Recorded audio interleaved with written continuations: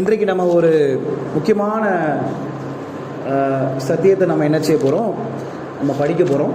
நம்ம அன்றாட வாழ்க்கையில் எப்படி இயேசுவை நேசிக்கிறதுனால நம்ம என்ன செய்ய முடியும் அப்படின்னு சொல்லி நம்ம பார்த்துட்டே வரோம், சரிங்களா? ஆனால் அவருடைய அன்பை நம்ம புரிஞ்சிக்கும் போது என்ன நடக்கும் என்பது தான் இன்றைக்கு நம்ம என்ன செய்ய போகிறோம், கொஞ்சம் நம்ம தியானிக்க போகிறோம், சரிங்களா? நம்ம நேசிக்கிறதுனால அல்ல, அவர் என்ன நேசிக்கிறத நான் புரிஞ்சு கொள்ளும் போது எனக்கு என்ன நடக்கும் என்பது தான் நம்ம இன்னைக்கு நம்ம பார்க்க போகிறோம். நம்முடைய தலைப்பு என்ன அப்படின்னா ஃபர்ஸ்ட், அவ்வளோதான். FIRST, first. தமிழில் முந்தின்னு போட்டுக்கலாம், ஏன்னா அந்த வார்த்தை தான் அங்கே வந்திருக்குது, அதனால் அந்த வார்த்தையை நம்ம போட்டுக்கலாம். இங்கிலீஷில் ஃபஸ்ட்டுன்னு வந்திருக்குது, தமிழில் முந்தின்னு வந்திருக்குது, சரிங்களா?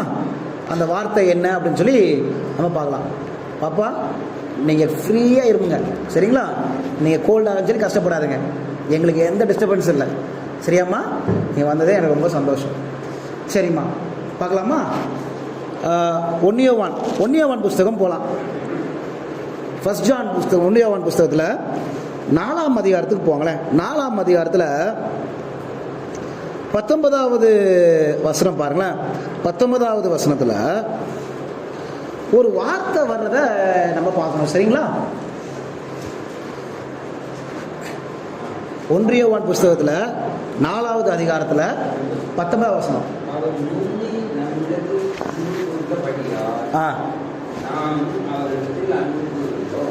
சரி, இந்த வசனத்தில் அந்த முந்தி என்ற ஒரு வார்த்தை வருதுங்களா, அதை தான் கொஞ்சம் நம்ம தியானிக்க போகிறோம், சரிங்களா? இங்கிலீஷில் வாசிங்க, யாராவது வாசிங்க. 1 ஜான் வாசிங்க இப்போ இன்னொரு வாட்டி. We loved him because he first loved us. First என்ற வார்த்தை வருதா, அதை தான் கொஞ்சம் எடுக்க போகிறோம், சரிங்களா? சரி பாருங்க, இன்னொரு வசனத்தை நம்ம வாசிக்கலாம். அதே 1 யோவான் 4ஆம் அதிகாரத்தில் 10வது வசனம் படிங்களேன். 10வது வசனம் படிங்க.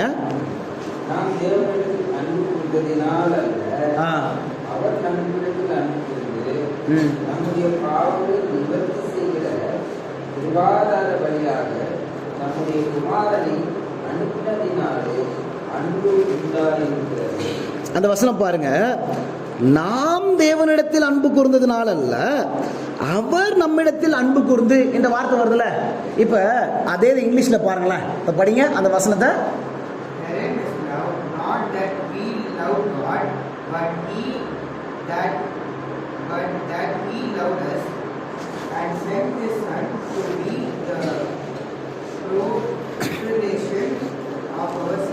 சரி, இந்த வசனத்தை பாருங்களேன். நாம் தேவனிடத்தில் அன்பு கூர்ந்ததினால் அல்ல, ஒரு வார்த்தை வந்துருச்சா, அல்லன்னு இருக்கு, அந்த வார்த்தை பிடிச்சிடணும். அல்ல, அவர் நம்மிடத்தில் அன்பு கூர்ந்தபடியால் அவருடைய குமாரனை அனுப்பினதுனால அன்பு எப்படி இருக்கு, உண்டாயிருக்கு. அப்ப இந்த வசனத்திலையும் முந்தி அன்பு கூர்ந்தது யாரு? யாரு ஃபர்ஸ்ட் நம்மளை லவ் பண்ணது? அந்த வசனம் பாத்தீங்களா? நாம் தேவனிடத்தில் அன்பு கூர்ந்ததினால் அல்ல, அவரு என்னிடத்துல என்ன செஞ்சாரு, அன்பு கூர்ந்தாங்க. எப்படி? அவர் குமாரனை அனுப்பி அந்த அன்பை என்ன செஞ்சுட்டாங்க, விளங்க பண்ணினாங்க, சரிங்களா? என் கூட இருக்கீங்களா? இப்ப 2 வசனத்திலையும் முதல் வசனத்துல அவர் என்னைய முந்தி அன்பு கூறுறதுனால நான் என்ன செய்யறேன், நான் அவரை அன்பு கூறுறேன். 2வது இந்த வசனத்துல என்ன சொல்லுது, நான் அன்பு கூறுறதுனால கிடையாதுப்பா, அவர் என்ன செய்யறாரு, அன்பு கூர்ந்திருக்கிறாருப்பா அப்படின்னு வசனம் சொல்றாரு, சரிங்களா? அப்படின்னா இந்த வசனத்துக்கு படி சொல்லுங்க, யாரு ஃபர்ஸ்ட் நம்ம லவ் பண்ணது? இது உண்மையிலே நம்புறோமா எல்லாருமே? நான் சில எக்ஸாம்பிள்லாம் சொல்லுவேன், நம்ம யோசிச்சு பார்க்கலாம். நல்லா புரிஞ்சுக்கங்க, இந்த 2 வசனத்துலையும் என்ன ஒரு கருத்தை நம்ம எடுக்கிறோம், வசனத்துல இருந்து நம்ம அன்பு கூர்ந்தனால கிடையாது, நம்ம ஃபர்ஸ்ட் காடை லவ் பண்ணவே இல்லை, காட் தான் என்ன முதலாவது என்ன செஞ்சாங்க, லவ் பண்ணாங்க. இந்த பாயிண்ட் வச்சுக்காங்க. இப்ப இது யோவான் எழுதுறாரு 1 யோவான் 4ஆம் அதிகாரத்தில். இப்ப நம்ம எங்க போயிடும், ரோமர் புஸ்தகம் போயிடலாம். அங்க பவுல் எப்படி எழுதுறாரு பாருங்களேன். பவுல், சரிங்களா? ரோமர் புஸ்தகத்தில் 5ஆம் அதிகாரம் போங்களேன். ரோமர் 5ஆம் அதிகாரம் போங்க. ரோமன்ஸ் சாப்டர் 5ல். சரிங்களா? இப்போ நம்ம என்ன பார்த்துட்டு இருக்கிறோம்? நம்ம டாபிக் என்ன? ஃபர்ஸ்ட், முந்தி. அதில் ஃபர்ஸ்ட் பாயிண்ட் என்ன? இருங்க ஐயா. ஃபர்ஸ்ட் பாயிண்ட்னா ஐயா சொன்ன மாதிரி ஹீ ஃபர்ஸ்ட் லவ்ட் அஸ், அதான் ஃபர்ஸ்ட் சப்டைட்டில். சரிங்களாப்பா? நம்ம டாபிக் என்ன? ஃபர்ஸ்ட். அது கீழே ஃபர்ஸ்ட் சப்டைட்டில், அது ஒரு 3 டைட்டில் பார்க்க போறோம். அதில் ஃபர்ஸ்ட் சப்டைட்டில் என்னது? ஹீ ஃபர்ஸ்ட் லவ்ட் அஸ், அவர் முந்தி நம்மிடத்தில் அன்பு கூர்ந்தபடியால். இது கீழே இந்த வசனங்கள்லாம் பார்க்குறோம். சரிங்களா? எல்லாருக்கும் புரியுதுங்களா?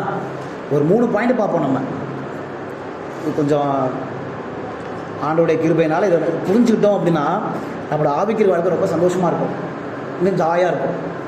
சரிங்களா? சரி, இப்போ ரோமர் 5ஆம் அதிகாரத்துக்கு போங்களேன். 5ஆம் அதிகாரத்தில் 5வது வசனத்திலிருந்து தேவனுடைய அன்பு குறித்து பேசிட்டே வர்றாரு. படிங்க. மேலும் நமக்கு அருளப்பட்ட பரிசுத்த ஆவியினாலே தேவ அன்பு நம்முடைய இதயங்களில் ஊற்றப்பட்டிருக்கிறபடியால் அந்த நம்பிக்கை நம்மை வெட்கப்படுத்தாது.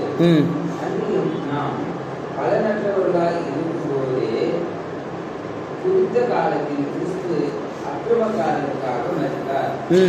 நீதிமானுக்காக ஒருவன் மரிக்கிறது அரிது, நல்லவனுக்காக ஒரு வேளை ஒருவன் மரிக்க துணிவான். 8வது வசனம். பாவிகளாய் இருக்கையில் கிறிஸ்து நமக்காக மரித்ததினாலே தேவன் நம் மேல வைத்த தமது அன்பை விளங்கப்படுகிறார்.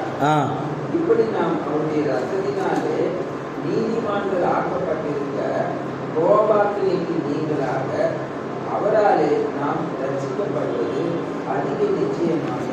இந்த வசனம் பாருங்களேன். 8வது வசனத்தில் நாம் பாவிகளாய் இருக்கையில் கிறிஸ்து நமக்காக மரித்ததினாலே தேவன் நம்மேல் வைத்த தமது அன்பை விளங்க பண்ணினார். சரி, இந்த வசனத்தின்படி பாருங்க, எப்ப ஜீசஸ் நமக்காக மரிச்சாங்களாம்? நம்ம பாவிகளா இருக்கையில். அப்படின்னா நம்ம அவரை நேசிச்சோமா அந்த சமயத்திலையா? இல்ல, நம்ம பாவிகளா இருக்கையில் நம்ம அவருக்கு விரோதமா பாவம் செஞ்சனால அவரு நமக்காக என்ன செஞ்சாங்க? ஜீசஸ் மரிச்சு. எதுக்கு மரிச்சாங்களா?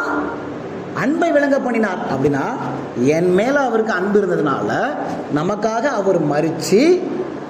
ஆனா எப்ப மரிச்சாராம்? நம்ம பாவிகளா இருக்கும் போதே மரிச்சார். பாருங்களேன், நம்ம நேசித்ததுனால அவர் மரிக்கல, நான் அவரை அன்பு கூர்ந்ததுனால அவர் மரிக்கல. இந்த வசனம் என்ன சொல்ல வருதுன்னா, நீ பாவியா இருந்தப்பா, நீ சத்ருவா இருந்த.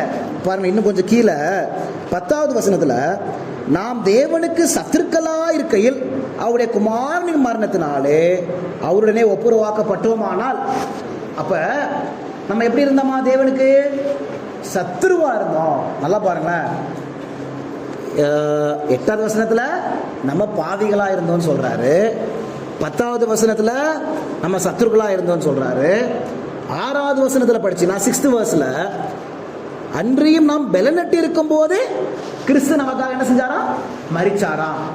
பாருங்க, அந்த 3 வசனத்திலையும் இயேசுவானவருடைய மரணத்தை குறித்து வருதா இல்லையா?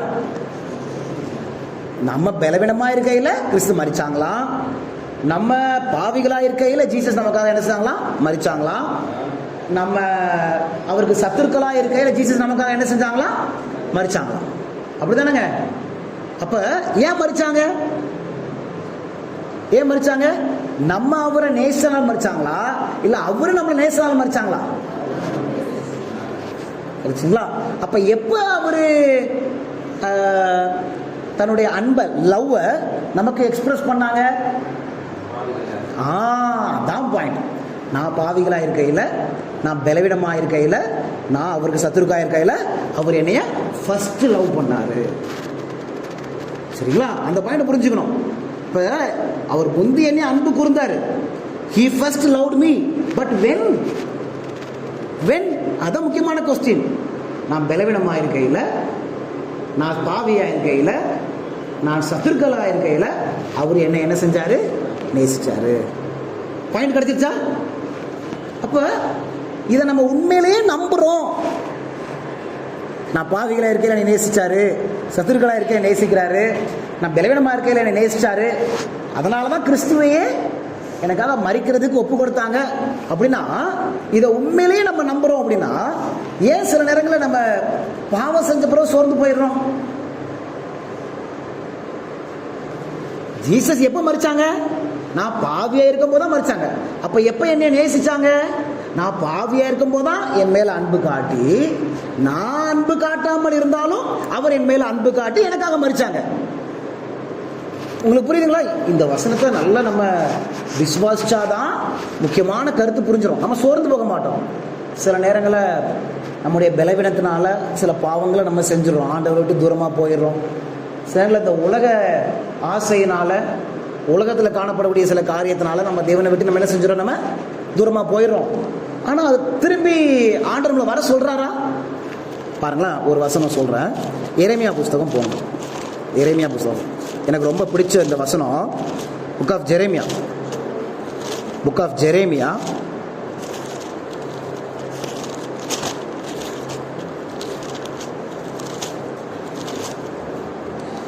8ஆம் அதிகாரம் போங்க. எரேமியா 8ஆம் அதிகாரம். இந்த வசனம் ரொம்ப முக்கியமான வசனம், சரிங்களா? எழுதி வச்சுக்கோங்க. ஜெரேமியா சாப்டர் 8 வசனம் 4, 5வது வசனம் பாருங்களேன். 4வது வசனத்தை 5வது வசனம் பாருங்க. ஜெரேமியா 8:4-5. நீ அவரை நோக்கி, விழுந்தவர்கள் எழுந்திருக்கிறதில்லையோ, வழிதப்பி போனவர்கள் திரும்புகிறதில்லையோ, ஆனாலும் இஸ்ரவேலாகிய இந்த ஜனம் என்றென்றைக்கும் வழிதப்பி போகிறது என்ன? கபடத்தை உறுதியாய் பிடித்திருக்கிறார்கள், திரும்ப மாட்டோம் என்கிறார்கள். இங்கிலீஷ்ல வாசிங்கம்மா. 4 and 5. Moreover, thou shalt say unto them, Thus saith the Lord, shall they fall and not arise? Shall he return away and not return? Why then is this people of Jerusalem taken back by a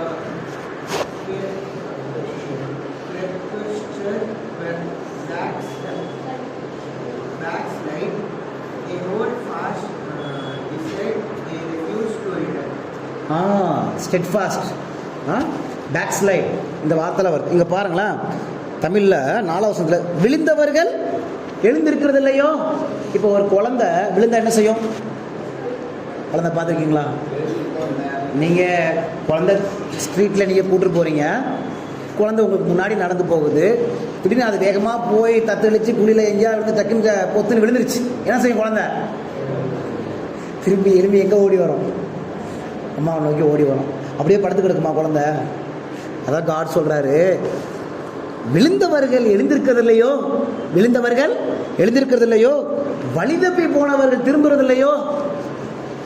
ஒரு Google மேப்பில் போடுறோம், எங்கேயோ ஒரு address கொண்டு போயிருது, நம்மளை திருப்பி நம்ம கால் பண்ணி சரியான அட்ரஸ் எங்கே இருக்குன்னு சொல்லி கண்டுபிடிச்சி முகவரியை கண்டுபிடிச்சி வர்றோமா இல்லையா? அப்போ தான் காட் சொல்கிறாங்க, விழுந்தவங்க எந்திக்கிறது இல்லையாப்பா, வழி தப்பி போனவங்க திரும்புகிறது இல்லையா? ஆனாலும் எருசலேமராகிய இந்த ஜனம் என்றைக்கும் வழி தப்பி போகிறது என்ன? கபடத்தை உறுதியாய் பிடித்திருக்கிறார்கள், திரும்ப மாட்டோம் என்கிறாங்க. அப்ப காடு என்ன விரும்புறாங்க? நம்ம விழுந்தவனே நம்மளை கைவிடுறதுக்கு ஆண்டவர் ரெடியா இருக்கிறாங்க. இந்த வசனம் என்ன சொல்லுது? விழுந்தவங்க எந்திக்கலையா, வழி தப்பி போனவங்க திரும்பி வரது இல்லையா? அப்ப ஏன் நீ உன் பாவத்தை உறுதியா பிடிச்சிருக்கிற? இங்கிலீஷ்ல ஸ்டெட்ஃபாஸ்டா ஏன் பிடிச்சிருக்கிற? ஆண்டவருக்கு எது ரொம்ப கஷ்டமா இருக்கும் அப்படின்னா, நம்ம பாவம் செஞ்ச உடனே திரும்பி வந்துட்டோம் அப்படின்னா அவருக்கு மனசு கஷ்டம், அந்த கஷ்டம் இருக்காது. பாவம் செய்யும்போது கஷ்டம் இருக்கும், ஆனால் திரும்பி வந்துட்டோம்னா அந்த கஷ்டம் இருக்காது. ஆனால் எப்போ அவருக்கு ரொம்ப கஷ்டம் இருக்கும் அப்படின்னா, இந்த வசனம் பாருங்க, 2 வார்த்தை வருது 5வது வசனத்துல. எருசலேமாகிய இந்த ஜனம் என்றைக்கும் வழி தப்பி போகிறது என்ன என்ற வார்த்தை வருதா? என்றைக்கும். அப்புறம் கபடத்தை உறுதியாய் பிடித்திருக்கிறாங்க.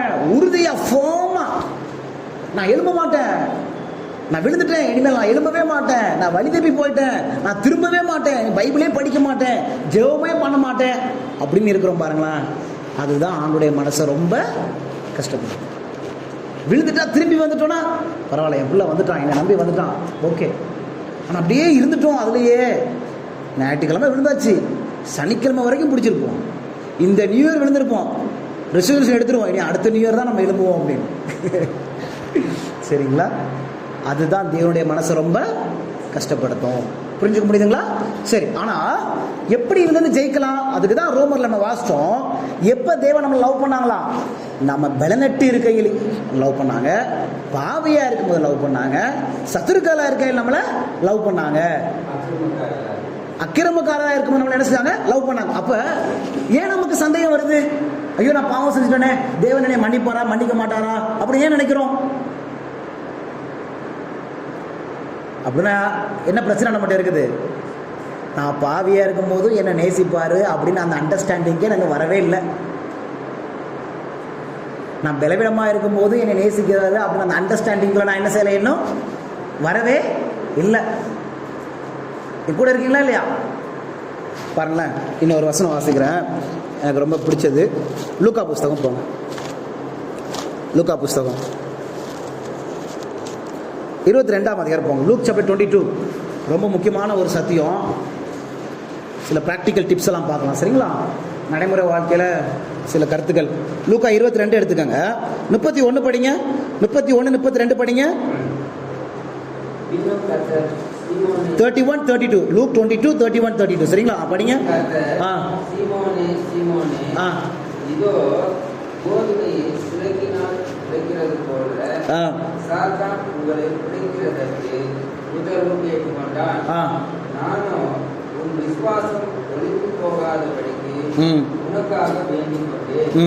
நீ குணப்பட்ட பின்பு உன் சகோதரனை சிறப்படுத்தி என்றார். இங்க பாருங்களேன், ரொம்ப முக்கியமான வசனங்க. 31 என்ன சொல்றாரு காடு? சீமோன் என்ன சொல்றாரு? 31st verseல சீமோன் என்ன சொல்றாரு? சீமோனே சீமோனே, கோதுமையை சுலக்கினால் புடைக்கிறது போல சாத்தா உன்னை உடைக்கிறதுக்கு உத்தரவு கேட்டுக்கொண்டான் அப்படின்னு காடு சொல்லு. இது சொல்றது யாரு? ஜீசஸ். உத்தரவு கேட்டுக்கொண்டான் அப்படின்னு சொல்றாரு. உத்தரவு கொடுத்துட்டாரா? கண்டிப்பா கொடுத்தாரு, அப்படிதானே? ஆனா அடுத்த வசனம் பாருங்களேன்.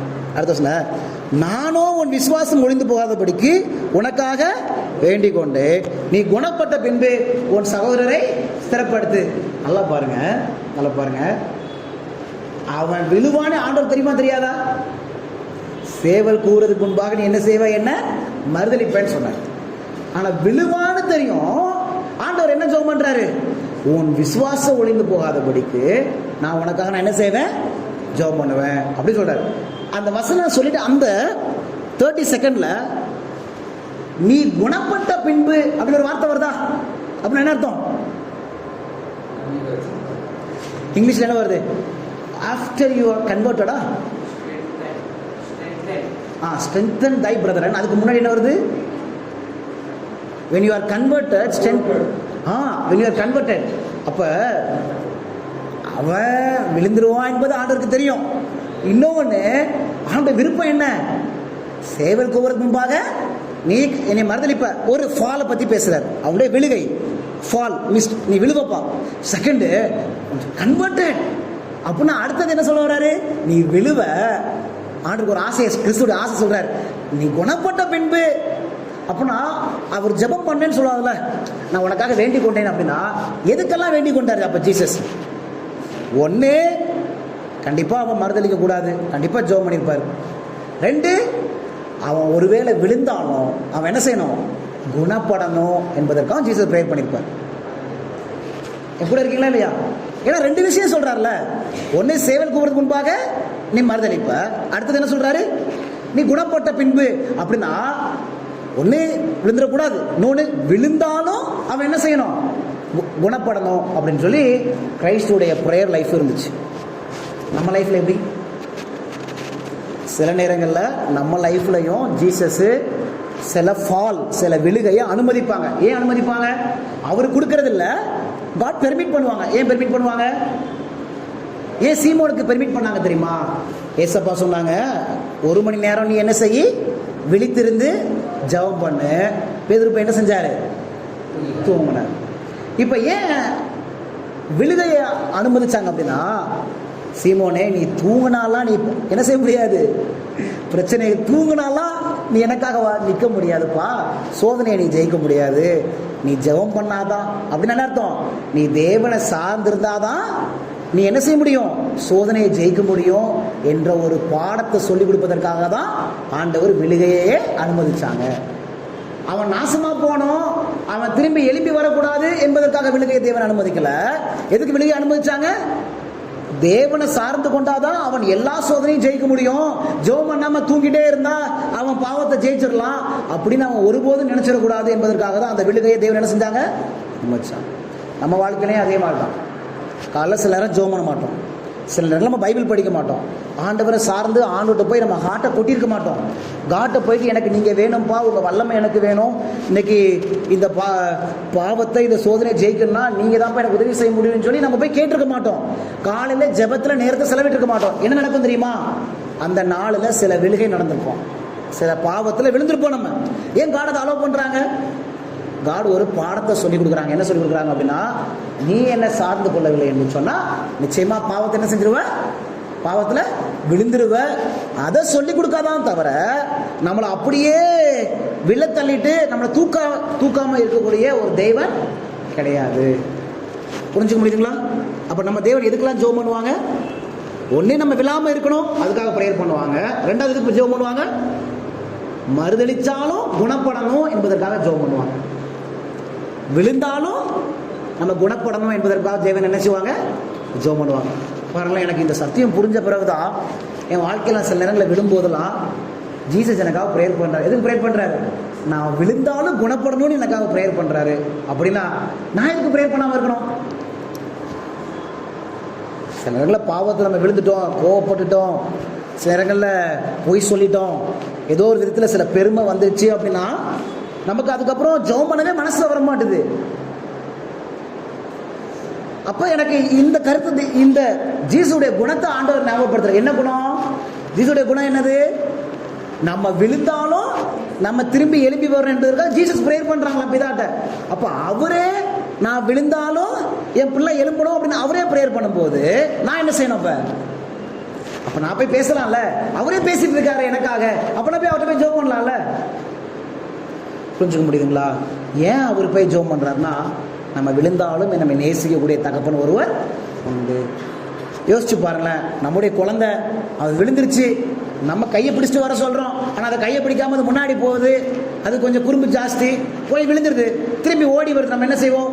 ஓடு, வீட்டுக்கே வராதா அப்படின்னு சொல்லுவோம். நம்ம திரும்பியும் குழந்தைய தூக்கிட்டு அந்த தூசியெல்லாம் தொடச்சி விட்டுட்டு 2 அடியும் போட்டுட்டு அப்புறம் வீட்டுக்கு கொண்டு போயிட்டு குளிப்பாட்டி புது ட்ரெஸ்ஸை போட்டுட்டு கெட்டி பிடிச்சி தூங்க தான் செய்வோம். நாம விழுந்த குழந்தை திரும்பி வரும்பொழுது நம்ம ஏற்றுக்கொள்ளும் போது நம்ம மேல அவ்வளவு பெரிய அன்பு வைத்திருக்கிற தேவன் நம்ம விழுந்து திரும்பி போகும்போது நம்ம தள்ளிவிட தேவன் கிடையாது. ஏன்னா யார் முதலாவது நம்மளை நேசிக்கிறான்? தேவன் நம்மளை முதலாவது நேசிக்கிறாங்க. அவர் முந்தி நம்மிடத்தில் அன்பு கூர்ந்து முடியாது. எப்ப மறந்துடக்கூடாது? நான் பலவீனமா இருக்கையில், நான் சத்துருவா இருக்கையில், நான் அக்கிரமக்காரனா இருக்கையில், சரிங்களா? இன்னொரு வார்த்தை வந்துச்சுல, நான் பாவியா இருக்கையில் அவர் என்ன நேசிக்கிறார். இந்த ஸ்டடியை மறந்துடக்கூடாது. இது இருந்துச்சு அப்படின்னா நம்ம வாழ்க்கையில அந்த ஜெப வாழ்க்கை வாரத்துக்கு ஒரு நாள் இல்லை மாசத்துக்கு ஒரு நாள் அப்படி இருக்காது. சில நேரங்கள் ஜெப வாழ்க்கை சண்டே இருக்குது, அதுக்கப்புறம் இருக்க மாட்டுது, காணாம போயிடுது. என்னன்னா நான் பாவி அப்படின்னு நினைச்சிட்டு இருக்கிறோம். பைபிள் எடுக்க மனசு வரமாட்டுது, ஆண்டவரை பத்தி சொல்ல மனசு வரமாட்டுது. ஆனா அப்படி இல்லை. நான் எந்த சூழ்நிலை இருந்தாலும் என்னை நேசிக்கிறதுக்கு ஒருத்தர் உண்டு. அந்த ட்ரூத்தை கிளியரா பிடிச்சிட்டிங்கன்னா நம்ம ஆண்டவரை உறுதியா நம்ம என்ன செய்வோம்? நம்ம பிடிச்சிருப்போம். சரிங்களா? சரி, இன்னொரு கருத்தை சொல்லிட்டு அடுத்த பாயிண்ட், 3 பாயிண்ட்ல பார்க்க போறோம். அடுத்த பாயிண்ட், நம்ம எதுக்கு ஆலயத்துக்கு போறோம்? நம்ம எதுக்கு காலையில் எழுந்து பைபிள் படிக்கிறோம்? நம்ம எதுக்கு ஜெபம் பண்றோம்?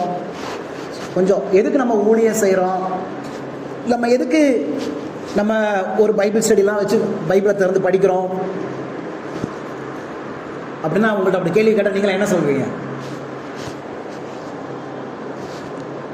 சரி, எதுக்கு நீங்கள் பாட்டு பாடுவீங்க சர்ச்சில் போயிட்டு?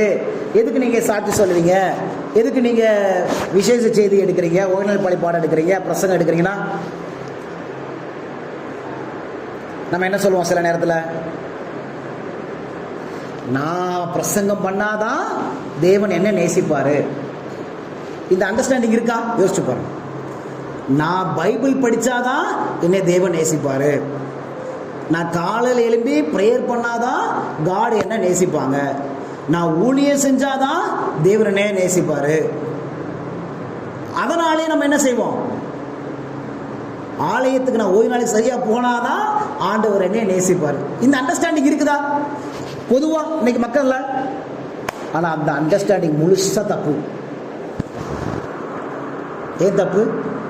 இந்த வசனம் சொல்லுது, அவர் முந்தைய என்னிடத்தில் அன்பு கூர்ந்தபடியால் நாம் அவரிடத்தில் அன்பு கூறுகிறோம். அந்த வசனம் திருப்பி படிங்க. 1 யோவான் 4:19 அப்படிதானே ஃபர்ஸ்ட் வசனம். ரொம்ப முக்கியமான பாயிண்ட், இதை பிடிச்சிடணும். சரிங்களா?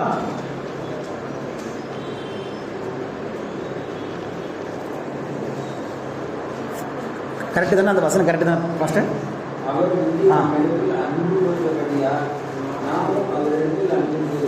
பாருங்களேன் வசனம் பாருங்க. அவர் முந்தி அன்பு கூர்ந்தபடியா நான் என்ன செய்யறேன்? அன்பு கூர்றேன். 1 John 4:10 மறந்துடாதீங்க. 1 யோவான் 4:10 நான் அவரை அன்பு கூர்ந்ததினால் அல்ல, அவர் என்னிடத்தில் அன்பு கூர்ந்தபடியால் அப்படின்னு வருது. நல்லா பாருங்க. அப்ப எதுக்கு நான் பிரேயர் பண்றேன் அப்படின்னா, நான் அவரை லவ் பண்றேன் என்று ப்ரூவ் பண்ணுவதற்காக நான் பிரேயர் பண்ணல.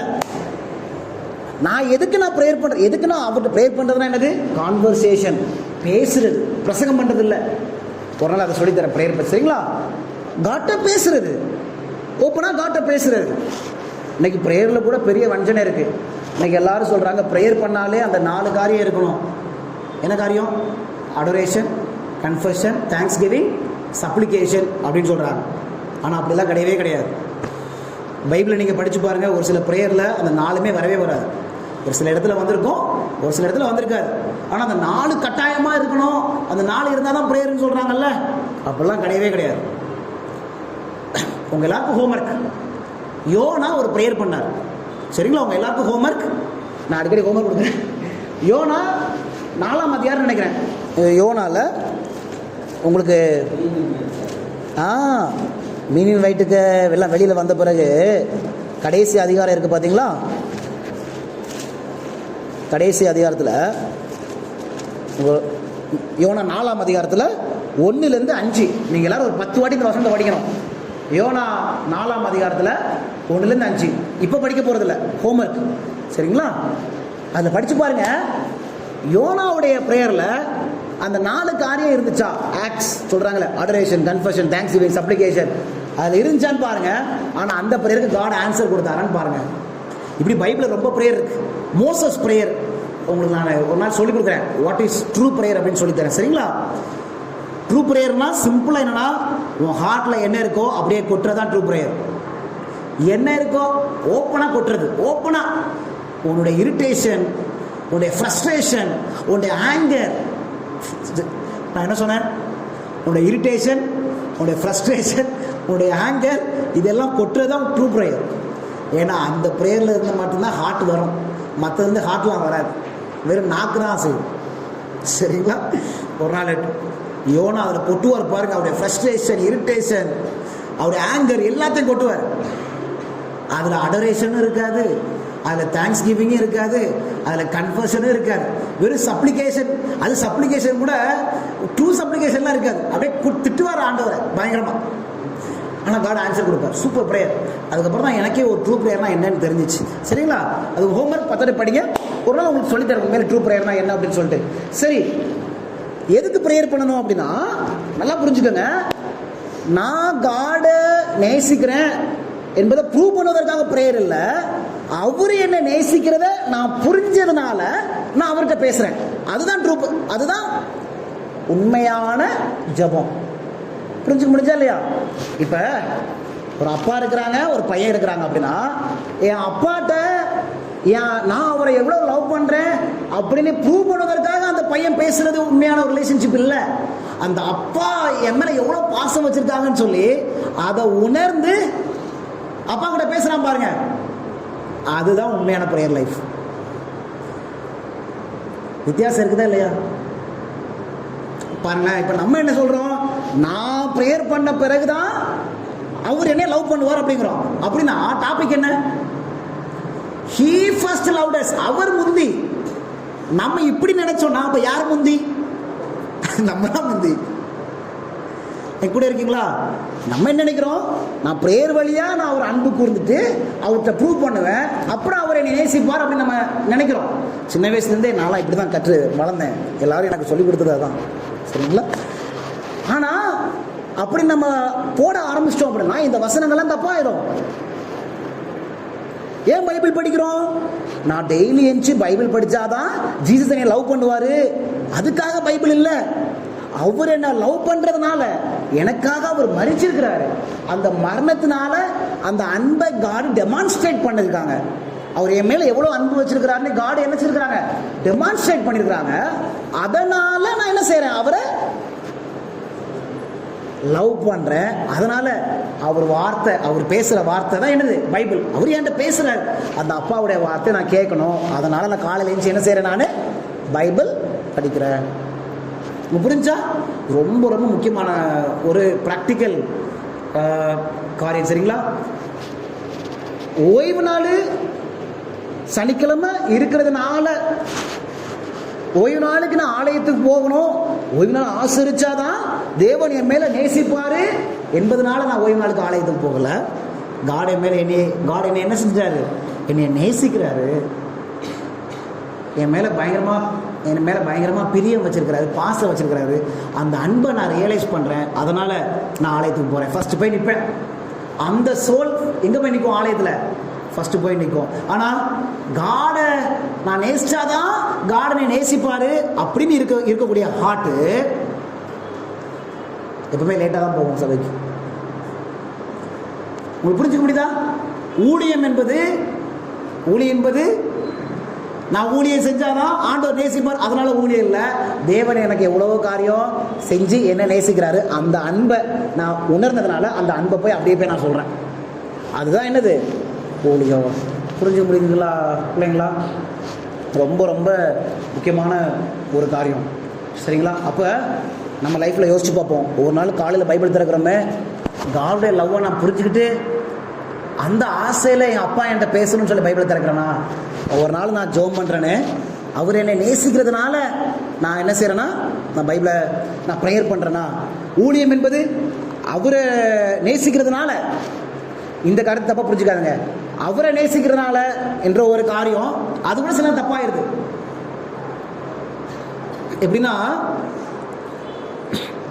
நம்ம அவரை நேசிக்கிறதுனால இந்த வார்த்தையை பயன்படுத்துகிறோம். ஆனால் நம்ம அவரை நேசிக்கிறது என்ற வார்த்தையை பயன்படுத்துறதை காட்டிலும் அவர் என்ன எவ்வளவு நேசிக்கிறாரு என்பதை அண்டர்ஸ்டாண்ட் பண்ணும்போது பயங்கரமாக இருக்கும் லைஃப். புரிஞ்சுக்க முடியுதுங்களா? இப்போ ஒரு கணவன் மனைவி இருக்காங்கன்னு நினச்சிங்களேன். வீட்டில் ஒரு கணவன் மனைவி இருக்கிறாங்கன்னா அவங்க ரிலேஷன்ஷிப் எப்போ நல்லா இருக்கும் தெரியுமா? எப்போ நல்லா இருக்கும் அப்படின்னா, எப்போ மனைவியை கஷ்டப்படுத்த மாட்டேன் அப்படின்னா, மனைவி அந்த கணவர் மேலே எவ்வளோ அன்பு வச்சிருக்கிறாங்கன்னு சொல்லிட்டு அந்த மனைவியின் அன்பை புரிந்து கொள்ளும் போது அவங்க என்ன செய்ய மாட்டாங்கன்னா அந்த மனைவியை டிஸப்பாயிண்ட் பண்ண மாட்டாங்க. அந்த மனைவி என்ன செய்ய மாட்டாங்க? அவங்கள கஷ்டப்படுத்தக்கூடாது அப்படின்னு என்ன செய்வாங்க? நினைப்பாங்க. புரிஞ்சுக்க முடியுதா? நான் நேசிச்சு ப்ரூவ் பண்ணுவேன் என்பது கிடையாது. அவங்களுடைய அன்பை நான் சரியா புரிஞ்சுக்கும் போது அவங்க என் மேல எவ்வளவு பாசம் வச்சிருக்கிறாங்க. கஷ்டத்துலையும் எனக்காக சமைச்சு கொடுக்குறாங்க சாப்பாடு. அவங்களுக்கு டயர்டா இருந்தாலும் எந்திரிச்சு ஏதாவது அவங்களுக்கு செஞ்சு கொடுத்துட்றாங்க. இப்படி ஒவ்வொரு இன்சிடென்ட்லையும் அவங்களுடைய செல்ஃப் சாக்ரிஃபைஸ், எனக்காக அவங்க தியாகம் பண்ணக்கூடிய ஒவ்வொரு சின்ன சின்ன சாக்ரிஃபைஸ், இதையெல்லாம் நான் புரிஞ்சுக்கும் போது அவங்க மேலே எனக்கு ஆட்டோமேட்டிக்காக என்ன வந்துடுது? பாசம் வந்துடுது. பாசம் வந்ததுனால அவங்க கூடயே நான் இருக்கணும், அவங்க கூடயே நான் பேசணும், அவங்க கூட நேரம் செலவழிக்கணும், அவங்கள நான் கஷ்டப்படுத்தக்கூடாது அப்படின்னு ஒரு அனுபவத்துக்குள்ள நான் என்ன செஞ்சிருவேன்? நான் போயிடுவேன். புரிஞ்சு முடியுதா? இதே போல தான் அப்பா அம்மாவும் பிள்ளைங்களோட வாழ்க்கையில எப்போ என் அப்பாவையும் என் அம்மாவையும் நான் அதிகமாக நேசிப்பேன் அப்படின்னா, என் அப்பா அம்மா எவ்வளவு என்ன நேசிக்கிறாங்கன்னு சொல்லி அந்த அன்பை ஒவ்வொரு ஸ்டெப்லையும் நான் பார்க்க பழகிட்டேன் அப்படின்னா தானாகவே அவங்கள கஷ்டப்படுத்தக்கூடாது அப்படின்னு நம்ம நினைச்சிருவோம். சரிங்களா? நானே இளம் வாலிப வயசுலலாம் இருக்கும் பொழுதுதான் அந்த அன்பு புரியலை. அவங்க என்ன பேசினா திருப்பி தான். ஆனால் இப்போலாம் ரொம்ப புரியுது. இப்போலாம் ரொம்ப புரியுது. இப்போலாம் கூட இருக்கணும் அப்படின்னு ஆசை அப்பா அம்மா கூட. ஏன்னா அவங்க பட்ட கஷ்டங்கள், அவங்க நமக்காக எடுத்த முயற்சிகள், தியாகங்கள், இதெல்லாம் நம்ம யோசிக்கும் பொழுது, நம்ம மேலே நமக்காக எவ்வளவு செஞ்சுருக்கிறாங்க அப்படின்னு யோசிக்கும் பொழுது, அவங்கள கஷ்டப்படுத்தவே நமக்கு மனசு வராது. என்ன திட்டினாலும் சந்தோஷமாக சிரிச்சுட்டு போக தான் வருது. அதே மாதிரி தான் காடு கூடயும் அதே ரிலேஷன்ஷிப் நடக்கும். தேவன் நம்ம மேலே எவ்வளோ அனுபவிச்சிருக்கிறாங்கன்னு ஒரு பாவி அதை தியானிக்க தியானிக்க தியானிக்க அவருடைய அன்பின் காரியம் எல்லாம் மனசில் வர வர வர அவர் மேலே பயங்கரமாக பாசம் வந்துடும் நமக்கு. ஆனால் நமக்கு ஏன் பாசம் வர மாட்டுது அப்படின்னா, நம்ம என்ன நினைக்கிறோம்னா, நான் லவ் ப்ரூவ் பண்ணணும்னு நினைக்கிறேன். அவரு ஏற்கனவே நம்ம மேலே வைத்த அன்பை ப்ரூவ் பண்ணிட்டாரு. புரிஞ்சுக்க முடியுதுங்களா? ரொம்ப ரொம்ப முக்கியமான பாயிண்ட். நான் போய் அவர் மேல அவரை நான் நேசிக்கிறேன் என்பதை ப்ரூவ் பண்ணிட்டு இருக்கிறேன். அவர் ப்ரூவ் பண்ணதை பார்த்தாதான் எனக்கே அவரை லவ் பண்றதை நான் என்ன செய்ய முடியும், பார்க்கறதுக்கு மனசு வரும். சரிங்களா? ஸோ அப்போ நம்ம லைஃப்பை நம்ம யோசிச்சு பார்ப்போம். நான் கிறிஸ்தவனா இருக்கிறேனே, எதுக்கு நான் கிறிஸ்தவனா இருக்கிறேன்? ரொம்ப முக்கியமான ஒரு காரியம். இந்த உலகத்தில் அவரை தவிர வேற யாருமே என்னை அதிகமாக நேசிக்க முடியாது, அதனால ஹீஸ் மை காட் அப்படின்னு சொல்றதுக்கு நான் இருக்கிறேன்னா, இல்லை இது உபதேசம் இப்படி இருக்கு, சத்தியம் இப்படி இருக்கு அப்படி சொல்லி வெறுமையா, சத்தியம் முக்கியம், உபதேசம் முக்கியம், ஆனால் அந்த அன்பை டாக்டரின்ல இருந்து உபதேசத்தை எடுத்துட்டோம் அப்படின்னா காலியாயிரும். புரிஞ்சுக்க முடியுதுங்களா? ஸோ ரொம்ப ரொம்ப முக்கியமான ஒரு காரியம். அப்போ நம்ம எல்லாரும் என்ன எக்ஸாமின் பண்ணணும் அப்படின்னா, ஆண்டவரே என்னுடைய கிறிஸ்தவ வாழ்க்கையில் பைபிள் செட்டில் உட்கார்ந்துருக்கிறேன், உங்கள் அன்பை புரிஞ்சுக்கிட்டு, சரிங்களா? அப்போ இந்த அன்பை எப்படி புரிஞ்சுக்கிறது? அதுதான் நம்ம படிச்சுட்டே வரோம். அதான் பிதாவானவர் நம்ம மேலே எவ்வளோ அன்பு வச்சிருந்தாருன்னு படிச்சுட்டே வரோம்ல. அப்போ ஒவ்வொரு வாரமும் தேவன் நம்ம மேலே எவ்வளோ அன்பு வச்சிருக்காருன்னு படிச்சுட்டே வரோம். இதை படிக்க படிக்க படிக்க படிக்க அப்படியே காடுடைய லவ் அப்படியே தியானிக்க தியானிக்க அந்த அன்பை புரிஞ்சுக்க புரிஞ்சுக்க நமக்கு அவர் மேலே என்ன வரும், பாசம் வரும். ஆனால் நம்ம என்ன ஸ்டெப் எடுக்கணும்? இப்போ நம்ம அன்பை ப்ரூவ் பண்ணதுக்கு ஸ்டெப் எடுக்கக்கூடாது. நம்ம அவருடைய அன்பை அறிந்து கொள்வதற்கு ஸ்டெப் எடுக்கணும். புரிஞ்சு முடியுதுங்களா? இப்போ ரூபன் ஐயா இருக்கிறாங்க, உங்களுக்கு புரிந்து கொள்வதற்காக சொல்கிறேன். ரூபன் ஐயா இருக்காங்க, இப்போ நான் அவரை நேசிக்கணும். எப்படி அவரை நேசிக்கிறது? அவரை நேசிக்கணும் அப்படின்னா ஃபஸ்ட்டு அவரை பற்றி நான் தெரிஞ்சுக்கணும். அவர் எனக்காக என்ன செஞ்சுருக்கிறாரு, அவர் எப்படிப்பட்ட மனுஷன், அவர் நல்லவரா, அவர் எவ்வளோ தியாகம் எனக்கு செஞ்சுருக்காரு, அவர் தெரிய தெரிய தெரிய அவர் என் மேலே எவ்வளோ பாசம் வச்சுருக்காருன்னு தெரிய வரும்போது நான் என்ன செய்வேன், தானாகவே அவரை நேசிக்க ஆரம்பிச்சிருவேன். இதே தான் வித் காட் கூடயும். காட் எனக்கு நேசிக்க தெரியலையே அப்படின்னா நேசிக்கிறதுக்கு ட்ரை பண்ணாதுங்க, ஃபஸ்ட்டு அவரை அறிந்து கொள்வதற்கு முயற்சி செய்யும். முக்கியமான point, get to know God. The more we get to know God, the more we love him. நம்ம பிரச்சனை என்னன்னா, the more we try to love him, the more we cannot love him. புரிஞ்சுக்க முடியுதுங்களா? ரொம்ப ரொம்ப முக்கியமான. ஸோ அவரை love பண்ணுவதற்கு முயற்சி செய்யக்கூடாது, அவரை அறிந்து கொள்வதற்கு முயற்சி செய்யணும். ஒவ்வொரு நாளும் பைபிள் படிக்கும் போதும் சரி, பைபிளை திறந்து வாசிக்கும் போதும் நம்ம நம்மளே ஆண்டவரை கேட்கலாம், அப்பா எனக்காக நீங்கள் எவ்வளோ செஞ்சுருக்கிறீங்க அப்படி அறிய அறிய அவர் குறித்து கொஞ்சம் கொஞ்சம் அந்த more we get to know God, கொஞ்சம் கொஞ்சம் சிறுதுள்ளி பெருவெள்ளம், drops of water makes an ocean. கொஞ்சம் கொஞ்சமாக தேவனை அறிய அறிய அவ்வளோ அன்பு, அவ்வளோ காரியம் நமக்கு மனசில் வரும். இவ்வளோ என்னை நேசிக்கிறாங்களா, அதை புரிஞ்சுக்கும் போது தானாகவே நம்ம அவரை நேசிக்கிறதுக்கு ஆரம்பிச்சுடுவோம். பரலோகம் எதுக்காக காத்திருக்கு தெரியுங்களா? என் பிள்ளை என் மேலே அன்பு வச்சு என்கிட்ட பேச வரானா, இல்லை வெறும் தேவைக்காக மாத்திரம் ப்ரேயர் பண்ணுறானா? புரியுதா? ஒவ்வொரு நாளும் நமக்கு ஏதோ ஒரு தேவை தேவை இருக்குது, அதனால காட்ட போகிறோமா? உண்மையிலே அவர் இவ்வளோ லவ்விங் காட், இவ்வளோ அன்பான காட் சொல்லி அந்த பாசத்தை உணர்ந்து அவர்கிட்ட பேச போகிறோமா? உங்களுக்கு புரியுதா? காலையில் எழுந்துச்சு மசாலா லிஸ்ட்டு போடுற மாதிரி, மல்லிகை லிஸ்ட்டு போடுற மாதிரி, க்ரோசரி லிஸ்ட்டு போடுற மாதிரி போட்டு அவர்கிட்ட சொல்லிடணும், நடக்கணும் அப்படின்னு நினச்சி டிமாண்ட் பண்ணி அது நடந்தாகணும். அது நடக்காட்டா சாயந்தரம் கோவம் வந்துடுது. உடனே நான் காலையில் ஜோம் பண்ண ஏன் ஆண்டவரே நடக்கலை அப்படின்னா நமக்கு சில நேரங்களில் கோவம் வந்துடுது. அது சுயநலமா இல்லையா? நான் அடிக்கடி இந்த காரியத்தை சொல்லுவேன்.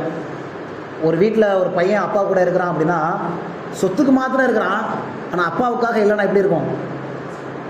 ஞாபகம் இருக்கா? ஒரு கதை படித்தோம், ஞாபகம் இருக்கா? மூத்தகுமாரன் வெறும் அப்பாவுடைய சொத்துக்காக மட்டும்தான் வீட்டில் இருந்தான், தவிர அப்பாவுக்காக இல்லை. சொத்து பறி போன உடனே கண்டுக்குட்டி அடிச்சிட்டாங்களே அப்படின்னு தெரிஞ்ச உடனே என்ன செஞ்சுட்டான் மூத்தகுமாரன்? நான்லாம் வீட்டுக்கு வர மாட்டேன்ப்பா அப்படின்னு எடுத்துட்டான். அந்த மெசேஜ் இருக்குது, ஆடியோ இருக்குது. மூத்தகுமாரன் மேல் தேவனுடைய அன்பு ஒரு மெசேஜ் ஏற்கனவே படிச்சிட்டோம், அது ஆடியோ இருக்கும், பாஸ்டர் கேட்டீங்க, அது படிங்க. ரொம்ப அருமையான ஒரு சத்தியம். சரிங்களா? சரி, ஃபர்ஸ்ட் பாயிண்ட் புரிஞ்சா? செகண்ட் பாயிண்ட்ல கொஞ்சம் சின்ன சின்ன பாயிண்ட். செகண்ட் பாயிண்ட் எக்ஸாம்பிள்ஸ்னு போடுங்க. எக்ஸாம்பிள்ஸ், உதாரணங்கள், சில உதாரணங்கள் பார்க்கலாம். எக்ஸாம்பிள்ஸ்.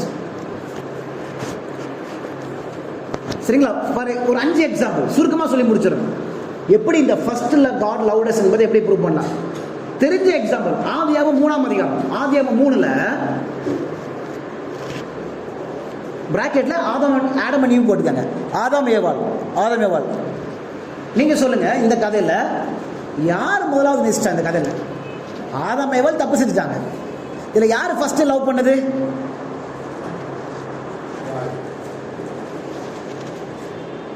நீங்க எழுதி வச்சுக்கோங்க, நீங்க வசனம்லாம் வாசிக்காண்டா. சரிங்களா? நான் எக்ஸாம் உங்களுக்கு புரிய வைக்கிறதுக்காக சில எக்ஸாம்பிள் சொல்றேன், முக்கியமானது. யார் நேசிச்சாங்க ஃபர்ஸ்ட் இந்த கதையில? ஆதாம் ஏவாள் உடனே நீ ஃபர்ஸ்ட் நேசிச்சாங்களா இல்ல காட் ஃபர்ஸ்ட் நேசிச்சாங்களா? பாவம் செஞ்ச உடனே ஆதாம் ஏவாள் இனிமேல் காட் எல்லாம் பேச மாட்டோம் அப்படின்னு சொல்லிட்டு தன்னுடைய நிர்வாணத்தை மறைக்கிறதுக்கு அத்தியிலையை போட்டுட்டு அவங்க பயந்து நின்றுட்டாங்க. யாரு போயிட்டு, அதாமே நீ எங்க இருக்கிறேன்னு யார் சொன்னது? It is God. அப்ப யார் ஃபர்ஸ்ட் லவ் பண்ணது? It is God. புரிஞ்சுக்க முடியுதா? எக்ஸாம்பிள் புரியுதா? காட் ஃபர்ஸ்ட் அவங்கள அன்பு கூர்ந்தனாலதான் அதுக்கப்புறம் அவங்க பதில் சொல்றாங்க. அப்ப யார் முதலாவது ஸ்டெப் எடுக்கிறது? It is God. சரிங்களா? அடுத்து பாருங்களேன், அதே ஆதியாகமம் புத்தகத்தில் அடுத்த எக்ஸாம்பிள் 4வது அதிகாரத்தில் யாருடைய ஸ்டோரி வருது? காயின் ஆபேலுடைய ஸ்டோரி வருது. இப்போ பாருங்களேன், 8ஆம் வசனம் 9ஆம் வசனம் படிங்க. ஆதியாகமம் 4. சரி, ஆதியாகமம் 3ல வசனம் வேணுமா? வசனம் ஏன்னா எழுதிக்கங்க. 3ஆம் அதிகாரத்தில் 8லிருந்து 8-9 படிச்சுக்கலாம். ஜெனிசிஸ் 3:8-9. சரிங்களா? ஃபர்ஸ்ட் பாயிண்ட்ல. அடுத்தது ஜெனிசிஸ் 4ல 8-9 படிங்க. 8-9.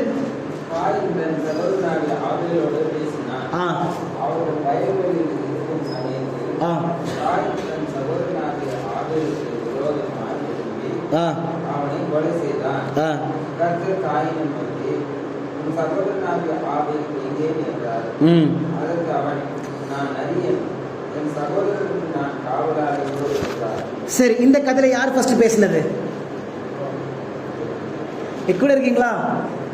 ஆண்டவர் மட்டும் பேசாம இருந்திருந்தா காயினுக்கு அன்னைக்கு பாதுகாப்பே கிடைச்சிருக்காது. அப்படித்தானே? அவன் கொலகாரன் யார் ஃபர்ஸ்ட் பேசினது? It was God. சில நேரம் நம்ம வாழ்க்கையில் ஏதாவது கொலை அப்படின்னா சில நேரங்கள் நம்ம வார்த்தையில் கொலை செஞ்சுட்டு நம்ம பேசாமல் இருப்போம். நம்மளை ஆண்டவர் நேசிக்க மாட்டோம் நம்ம நினைப்போம். ஆனால் அந்த வசனத்தில் பாருங்க, யார் ஃபர்ஸ்ட் பேசினது? காட். உங்களுக்கு புரிஞ்சுக்க முடியுதா? எக்ஸாம்பிள் புரியுதாமா? ஆடம் சொல்ல யார் ஃபர்ஸ்ட் பேசினது? காட். சரிங்களா?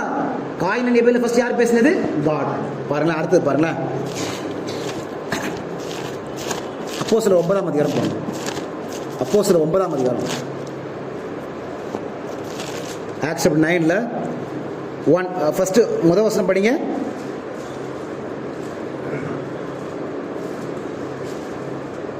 சவுல் என்பவன் கர்த்தருடைய சீசரை பயமுறுத்தி கொலை செய்யும்படி சீரி பிரதான ஆசாரியரிடத்தில் போய். ஓகே, ஆக்ட்ஸ் சாப்டர் 9ல verse 1. இப்போ verse 5 படிங்க. verse 5. அதற்கு அவன், ஆண்டவரே நீர் யார் என்றான். அதற்கு கர்த்தர், நீ துன்பப்படுத்துகிற இயேசு நானே. அவ்வளவுதான், நீ துன்பப்படுத்துகிற இயேசு நானே. இங்க பாருங்களேன், இது யாரை குறித்து பேசுது? சவுல் என்ன நினைக்கிறான்? யூதர்களை துன்பப்படுத்த நினைக்கிறாரு. 5வது வசனத்துல யார் பேசுறது? 4வது வசனத்திலே படிச்சீங்கன்னா, அவன் தரையில விழுந்தான். அப்பொழுது சவுலே நீ என்னை ஏன் துன்பப்படுத்துகிறாய் என்று தன்னை சொல்கிற சத்தத்தை கேட்டான். அப்படித்தானே?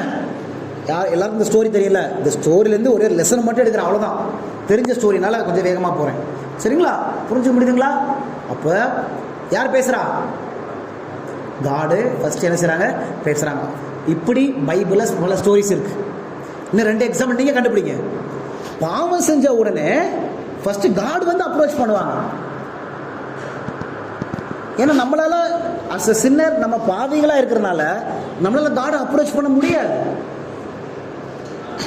பாவியினுடைய ஒரு பெரிய நேச்சர் என்ன அப்படின்னா, பாவத்திலிருந்து ஒரு சுபாவம் என்ன அப்படின்னா, பாவம் செஞ்சுட்டா அவன் ஆண்டவர்கிட்ட போகவே முடியாது. அது நம்முடைய சுபாவம். அவரே தேடி வந்தாதான் நம்ம என்ன செய்ய முடியும், அவர்கிட்ட போக முடியும். அவரே நம்மளை இழுத்தாதான் நம்ம அவர்கிட்ட போக முடியும். பாருங்களேன், 4வது வசனம் போட்டுக்கங்க. யோவான் புஸ்தகம் போடலாம். யோவான் புஸ்தகத்தில் ஏசப்பா ஒரு இடத்துல ஒரு வார்த்தை திருப்பி சொல்லுவார் பாருங்க. யோவான் 6, ஜான் சாப்டர் 6 verse 44 படிங்க. John chapter 6 verse 44.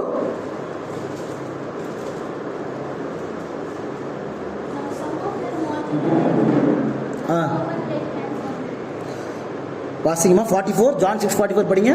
6:44. என்னை அனுப்பின பிதா ஒருவனை இருந்து கொள்ளாவிட்டால் அவன் என்னிடத்தில் வரமாட்டான். 6:44மா. John 6:44. No man can come to me except the Father which hath sent me draw him, and I will raise him up at the last day. பாருங்களேன், என்னை அனுப்பின பிதா ஒருவனை இழுத்து கொள்ளாவிட்டால் அவன் என்னிடத்தில் வரமாட்டான். பாத்தீங்களா, என்னை அனுப்பின பிதா ஒருவனை இழுத்து கொள்ளாவிட்டால். அப்ப யார் இழுக்கிறா? First it is God. தேவன் தான் முதல்ல இழுக்கிறார் நம்மளை. உங்களுக்கு புரிஞ்சு முடியுங்களா? நான் போய் ஜெபம் பண்றேன் அப்படின்னா நம்மளை ஜெபம் பண்ண இழுக்கிறதே ஆண்டவர் தான் முதல். நான் பைபிள் படிச்சுதான் நான் ஒரு அன்பை நிரூபிப்பேன் அப்படின்னா முதல்ல பைபிள் படிக்க இழுக்கிறதே அவர் தான். நான் போய் ஆலயத்துக்கு போய் தான் அதை ப்ரூவ் பண்ண போறேன், நான் அவர் அன்பு கூறுறேன் அப்படின்னா ஆலயத்துக்கு இழுக்கிறதே அவர் தான் முதல். நம்மளால காலையில் எழுந்து ஜெபம் பண்ணக்கூடிய வாஞ்சையை நம்மளால உருவாக்க முடியுமா? காலையில் எழுந்து பைபிள் படிக்கக்கூடிய வாஞ்சையை அவரால் நம்மளால can we create the desire to read Bible and pray? முடியுமா? பாருங்க, பிலிப்பியர் 2ஆம் அதிகாரம். பிலிப்பியர் 2ஆம் அதிகாரம். பிலிப்பியர் chapter 2 verse 13. பிலிப்பியர் 2:13 படிங்க. படிங்க. ஏனெனில் பிலிப்பியன்ஸ் 2:13. ஏனெனில் தேவனே தம்முடைய தயவுள்ள சித்தத்தின்படி விருப்பத்தையும் செய்கையும் சரி யாரு உண்டாக்குறாங்களாம்? பிலிப்பியன்ஸ் சாப்டர் 2 verse 13ல என்ன சொல்றாங்க? காட் என்ன சொல்றாங்க? யாரு நமக்கு அந்த டிசைரை கொடுக்குறாங்களா? It is God. அப்படிதானே இருக்கு. இங்கிலீஷ்ல படிங்க. Philippians 2:13. It is God which worketh in you both to will and to do of His good pleasure. யாரு அந்த குட் பிளஷரை செய்யறதுக்கு, அந்த விருப்பத்தை செய்யறதுக்கு யாரு உதவி செய்யறாங்களா? It is God who work in you. அப்படி தானமா இருக்குது. அப்ப பாருங்களேன், அப்ப நம்மளால காலையில் எழுந்து பைபிள் படிக்கக்கூடிய விருப்பம் வாஞ்ச நம்மகிட்ட கிடையாது. நம்மளால உருவாக்க முடியாது.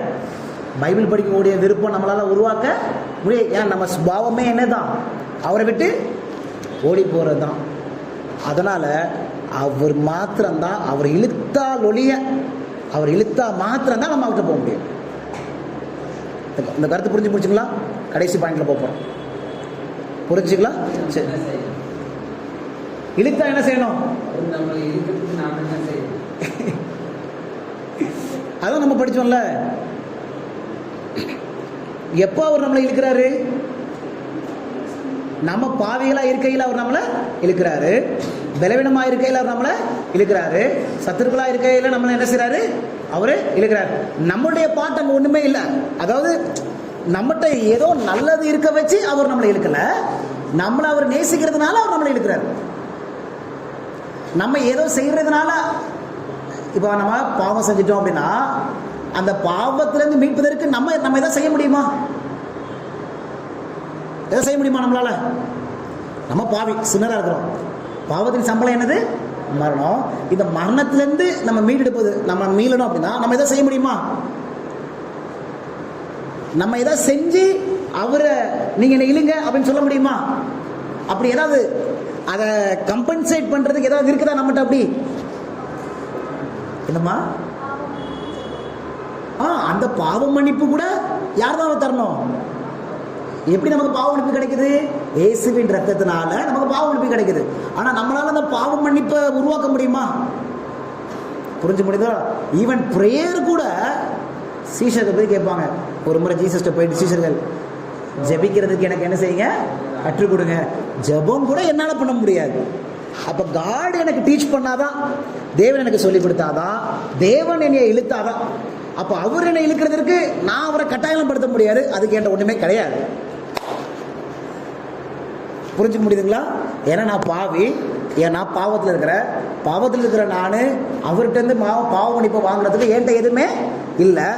அவரு என்னை நேசிக்கிறதுனால என்னை இழுக்கிறார். அவரை நான் இழுக்க வைக்கல. புரிஞ்சு முடிச்சுங்களா? அப்ப இந்த ப்ரேயர் லைஃப், நம்ம ஒரு நாள் காலையில் ஜெபிக்கிறோம், நம்ம ஒரு நாள் ஜெபிக்கிறதுனா அவர்கிட்ட பேசுறோம். அவர் என்கிட்ட பேசுறாரு, நான் ஆலயத்துக்கு போய் அவரோட பேசுறேன், பழகுறேன், ஊழியம் செய்யறேன். இதெல்லாம் எப்படி? இதெல்லாம் எது? இதெல்லாம் என்னது? நான் என் லவ் ப்ரூவ் பண்றதுக்காக இல்ல, அவர் அன்பு என்னை தொட்டுச்சு. It touch my heart. அதனால வரக்கூடியது தான் இது எல்லாமே. இன்னெவிட்டபிள் ரிசல்ட், ஒரு தவிர்க்க முடியாத ஒரு மாற்றம் என் வாழ்க்கையில நடக்குது. அந்த அன்பின் ஒரு வெளிப்பாடு. புரிஞ்சுக்க முடியுதுங்களா? காலையில எழுந்து பைபிள் படிக்கிறது, ஊழியம் செய்யறது, ஜெபிக்கிறது, இது எல்லாமே அவர் அன்பை புரிஞ்சு அனுபவிக்கிறனால வரணும். சும்மா செரிமோனி எல்லாம், நானும் கிறிஸ்தவன் அதனால காலையில் ஜெபம் பண்ணுவேன், எனக்கு பொறுப்பு கொடுத்திருக்கிறார் அதனால காலையில் ஜெபம் பண்ண பைபிள் படிப்பேன், அப்படி இல்லை. அது பிசாசு கூட செய்வான். பிசாசு தானே ஜெபம் பண்ணுவான். ஜெபம் பண்ணாலும் பண்ண மாட்டான். பைபிள்ல ஒரு ஜெபம் பண்ணால ஏசப்பாட்டா என்ன ஜெபம் பண்ணா? இந்த பண்டிகையில் எடுத்துகிற போவதற்கு எனக்கு உதவி செய்யுங்க ஜெபம் பண்ணனா இல்லையா? ஏசப்பா ஆன்சர் கொடுத்தாரா இல்லையா? அந்த பிசாசு பண்ண ஜெபத்துக்கு ஆன்சர் கொடுத்தாரு. பன்றிகளை அந்த கடலில் போகிறதுக்கு தேவன் என்ன செஞ்சாங்க? ஆன்சர் கொடுத்தாங்க. இப்போ நமக்கு கேள்வி வரும், எதுக்கு பிசாசு ஜெபம் பண்ண ஜெபத்துக்கு எதுக்கு ஏசப்பா பதில் கொடுத்தார்? பிசாசு என்ன ஜெபம் பண்ணுச்சு? இந்த பண்டிகையில் எடுத்து போவதற்கு எனக்கு உத்தரவு கொடுங்க. ஏசப்பா என்ன செஞ்சாரு? போங்க. இப்போ நமக்கு எதுக்கு அப்படிலாம் பிசாசு என்ன ஜெபத்துக்குலாம் ஆண்டவர் பதில் கொடுக்குறாரு? நீங்கள் அந்த சரித்திரத்தை படித்து பார்த்தீங்கன்னா, பன்றிகளாம் போய் செத்து போயிடும் கடலில். உடனே அவங்களாம் என்ன செய்வாங்க? இவர் நம்ம வருமானத்தையே காலி பண்ணிட்டாருப்பா, அதனால் இவர் ஊரை விட்டு அனுப்பிடுவோம் சொல்லி அவரை அனுப்பிடுவாங்க. ஆனால் ஏசப்பா ஏன் அப்படி பண்ணார் அப்படின்னா, பன்றிகள் எப்படிப்பட்டது? அது அசுத்தமானது. அப்படி தானே? அந்த அசுத்தமானதை யார் வச்சுட்டு இருந்தா? யூதன் வச்சுட்டு இருந்தான். வச்சுட்டு இருக்கலாமா? அதை தொழில் பண்ணலாமா அவன்? அது ஒரு காரியம். எதுக்கு ஆண்டவர் அசுத்தத்தை அவங்கள்ட்ட பிரிக்கிறதுக்காக தேவன் அப்படி செஞ்சாங்க. அது பிசாசு என்ன செய்யல? அது உணர்ந்துக்கல. இன்னொன்று என்னன்னா, இந்த பன்றிகளை வச்சுட்டே வருமானத்தை அவன் சம்பாதிச்சுட்டு இருந்தான். ஆண்டவர் அதுதான் இப்ப இயேசுபாவை ஏன் அனுப்பிட்டான்? அவன் வருமானம் போயிருச்சு அப்படின்னு. அப்ப எதை அதிகமா நம்பிட்டு இருந்தான்? இயேசு அதிகமா நம்பல, வருமானத்தை அந்த அந்த உழைப்பு அதிகமா நம்பிட்டு இருந்தா ஆண்டவர் காலி பண்ணிட்டார். நம்ம வாழ்க்கையிலே அதே தான். நம்ம வேலையை நம்ம உழைப்பையை தான் மேன்மைப்படுத்திட்டு ஆண்டவர் மேன்மைப்படுத்தாமல் இருந்தோம்னா ஒரு நாள் அது காலி ஆயிரும். சரிங்களா? சரி, இது புரிஞ்சா? சரி, லாஸ்ட் பாயிண்ட் அப்படின்னா, how God loves us. First loves us. எப்படி அவர் முந்தின படத்தில் அன்பு கூறுவார்? எப்படி அவர் முந்தின படத்தில் அன்புவார்? How he first loves us. எப்படி தேவன் நம்மளை முந்தி அன்பு கூறுவார்? சரிங்களா? இதே 2 உதாரணம் மட்டும் சொல்லிட்டு நான் முடிச்சிடுறேன். நீங்க சொல்லுங்க. யோனா 1ஆம் அதிகாரம் ஃபர்ஸ்ட் ஒரு எக்ஸாம்பிள் போயிடலாம். யோனா காட் ஃபர்ஸ்ட் லவ்ட் அஸ் படிக்கிறோம். பட் எப்படி அந்த லவ்வை காமிப்பாரு? இப்போ யோனாவை காட் எங்கே போக சொன்னார்? நினைவேக்கு. இவர் எங்கே போனார்? சாரு தர்ஷிக்கு போயிட்டாரு. இப்போ காட் எப்படி அவரை எழுப்புறாரு? 4ஆம் வசனம் படிங்க. 4th YONO 1:4. யோனா 1:4. எப்படி தன்னுடைய அன்பை தேவன் முதலாவது வெளிப்படுத்துவார் அப்படிதான் படிக்கிறோம். கிடைச்சா அவ்வளவுதான். யோனா 1:4 எப்படி லவ் பண்ணாரு? இவன் ஆண்டவரோட தூரம் போயிட்டு இவனால திருப்பி வர முடியுதா? அவருக்கு தூக்கம் தான் இப்ப பெஸ்ட். ஆராம்சே நல்லா தூங்கினா அவர் சார் அப்படி இருக்கிறாரு. இப்ப காடி இப்படி தன்னுடைய அன்பை ஃபர்ஸ்ட் லவ் எப்படி காமிக்கிறாரு? எப்படி அவனை இழுக்க பாக்குறாரு? எப்படி? 3வது சப்டைட்டில் போட்டிங்களா? Subtitle how God first how he loved us அப்படின்னு சொல்லி படுத்து. தேவன் எப்படி நம்மளை அன்பு கூறுகிறாரு? how he loves us சரிங்களா? எப்படி தேவன் நம்மளை அன்பு கூறார், எப்படி எல்லாம் in what all way he loves us, in what all way he reveals his first love. அது அப்படி போட்டுக்கோங்க, in what all way he reveals his first love. எப்படி எல்லாம் தேவன் அவருடைய முதல் அன்பை வெளிப்படுத்துறாரு, in what all way he reveals his first love. சரிங்களா? சரி, எப்படி இப்போ நம்ம நினைக்கிறோம் அவருடைய ஃபர்ஸ்ட் லவ் எப்படி வெளிப்படுத்தினாரு? சிலுவையில், உண்மைதான். ஆனால் வேற வழியில தேவன் வெளிப்படுத்துறாரு. யோனா தூங்க போயிட்டாரு, இனிமேல் ஆண்டவர்கிட்ட வரதுக்கு பிரியம் இல்லை. எப்படி வெளிப்படுத்தினாரு ஆண்டவர் அந்த முதல் அன்பை? பெருங்காற்றை வரப்பண்ணினாரு. பெருங்காற்றை வரப்பண்ணல யார் எழுப்புனா? இப்ப யோனா எழுப்புனாரா இல்லையா? இல்லை, கதை நமக்கு தெரியும். இப்போ எப்படி எழுப்புவார் நம்ம வாழ்க்கையிலையும்? அவர் ஃபர்ஸ்ட் நம்ம மேல அன்பு காமிக்கிறதுனா நம்ம எப்பவுமே சிலுவை நினைச்சிட்டு இருக்கோம். சிலுவை உண்மை. சில நேரங்களில் பெருங்காற்றினால் நம்மளை என்ன செய்வார்? எழுப்புவார். அப்படின்னா சில உபத்திரவம், சில பிரச்சனை, அது கூட அன்பு தான். முடிஞ்சா செகண்ட் ஒரு எக்ஸாம்பிள் சொல்றேன். இது நம்ம ஏற்கனவே படிச்சிருக்கிறோம். தானியேல் 4ஆம் அதிகாரத்தில் 33, தானியேல் 4:33, தானியேல் 4:33 எப்படி எழுப்பினாரு? சிக்னஸ். நேபுகாத்நேச்சருக்கு என்ன நடந்துச்சு? நேபுகாத்நேச்சருக்கு ஒரு நோய் வந்துச்சு, அப்படிதானே? எப்படி தன்னுடைய அன்பை காண்பிச்சாரு? நேபுகாத்நேச்சர் ஆண்டவர் ஃபர்ஸ்ட் நேசிச்சாரா? யோனாஸ்டர்ல யார் முதலாவது நேசிச்சது? ஆண்டவர் தான். நீ நினைவுக்கு போனாரு, அவர் போக மாட்டேன் அப்படின்னாரு. யார் நேசிச்சது அதுக்கப்புறம்? ஃபர்ஸ்ட் பெருங்காட்டை வரப்பண்ணி அவனை திருப்பியும் அவர் பக்கத்தில் கொண்டு வந்தார்ல, யார் நேசிச்சது? காட். ஆனால் எதனால, எந்த வெப்பன் பயன்படுத்தினார் காடு?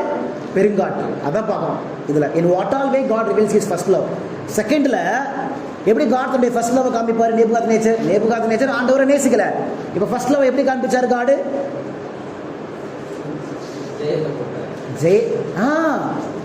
இந்த 33வது வசனத்தின் படி, தானியேல் 4:33 படி ஒரு நோய், சிக்னஸ் வந்துச்சு, அப்படிதானே? சில நேரத்தில் தேவனுடைய அன்பு, அந்த ஃபர்ஸ்ட் லவ் வாழ்க்கையில் சில நோய்களை தேவன் அனுமதிக்கிறதுனாலே, கொடுக்கறதுனாலே தேவன் என்ன செய்வாங்க? வெளிப்படுத்துவாங்க. அது கூட லவ் தான், ஃபர்ஸ்ட் லவ். அவர் நம்மளை இழுக்கிறது. சில நேரம் ரொம்ப தூரம் போயிட்டோம், வரவே மாட்டோம் அப்படின்னா சில நேரம் சிக்னஸ்னால இருப்பார். கடைசியா 3வது ஒரு எக்ஸாம்பிள் உங்களுக்கு செகண்ட் பாயிண்ட்ல சில எக்ஸாம்பிள் கொடுத்துருக்கிறேன். சில 3 எக்ஸாம்பிள் கொடுத்தேன், மற்றதெல்லாம் ஹோம்ஒர்க் சொல்லியிருக்கிறேன். சரிங்களா? கண்டுபிடிச்சிட்டு வாங்க. சரி, தேர்டில் எத்தனை பாயிண்ட் பார்த்துட்டோம்?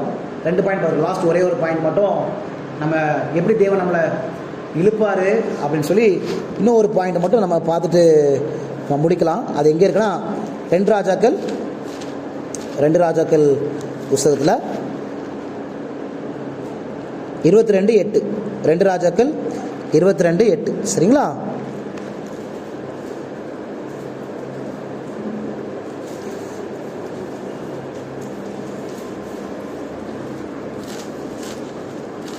இந்த ஒரு வசனம் வாசிருங்க. 22:8.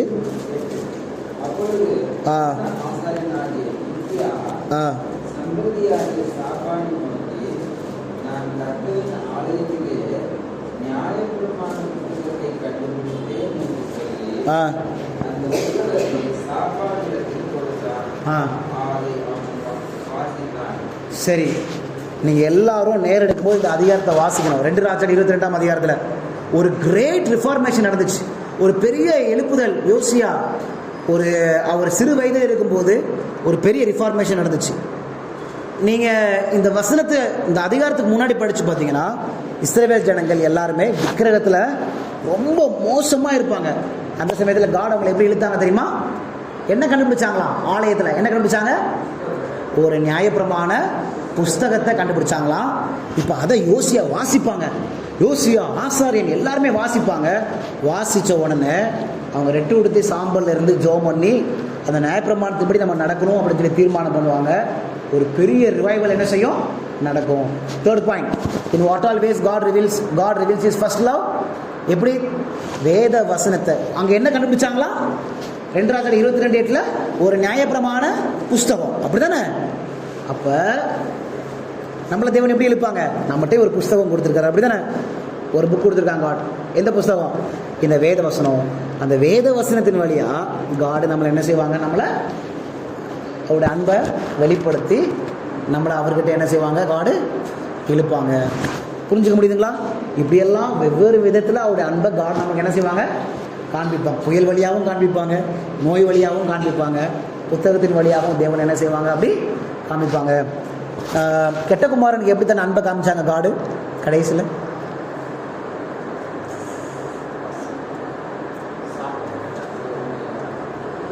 பசியில் தான் அன்பு தெரிஞ்சிச்சு. பஞ்சத்தில் பன்றித்தோட சாப்பிடும்போது தான், அது கூட அன்பு தான். யார் அனுபவிச்சது? அதெல்லாம் தேவன் தான். அந்த பஞ்சத்தையும் அந்த பன்றித்தோட சாப்பிடலாம் அனுபவிச்சாங்க. அப்போ தான் எது ஞாபகம் வந்துச்சு? அப்பா ஒருத்தர் இருக்கிறாருன்னே ஞாபகம் வந்துச்சு. காட் எப்படி இழுத்தாங்க? அப்போ அவன் பசியில் இருக்கும்போது தான் அப்பா ஞாபகம் வந்துச்சு. சில நேரங்களில் வயிறு ஃபுல்லாக இருக்கும்போது ஏசப்பா ஞாபகம் நமக்கு வரவே வராது. பசியில் இருக்கும்போது தான் நமக்கு யார் ஞாபகம் வரும்? காட் ஞாபகம் நமக்கு என்ன செய்யும்? வரும். புரிஞ்சுக்க முடியுதுங்களா? அப்போ in what all ways God reveals his first love. எப்படியெல்லாம் தேவன் தன்னுடைய முதல் அன்பை காண்பிப்பாங்க? வாழ்க்கையில் சில நேரங்களில் பெருங்காற்றின் வழியாய், சில நேரங்களில் செகண்ட் பாயிண்ட் சிக்னஸ், நோய். Third point book through the word of God. Fourth point prodigal son ஸ்டோரியில் பஞ்சம், லூக் சாப்டர் 15, லூக்கா 15ஆம் அதிகாரத்தில் இருக்குது. ஃபேமின் வழியாய், பஞ்சம் வழியாய் தேவன் என்ன செய்வாங்க? நமக்கு அவருடைய முதல் அன்பை காமிப்பாங்க. ஆனால் நம்ம என்ன செய்ய மாட்டோம் தெரியுமா? இந்த வழியாகவும் தேவன் நம்ம மேலே அன்பு காமிக்க முடியும் நம்ம நினைக்கவே மாட்டோம். சிலுவை மாத்திரம்தான் தேவன் அன்பு காமிக்க முடியும் நம்ம நினைப்போம்.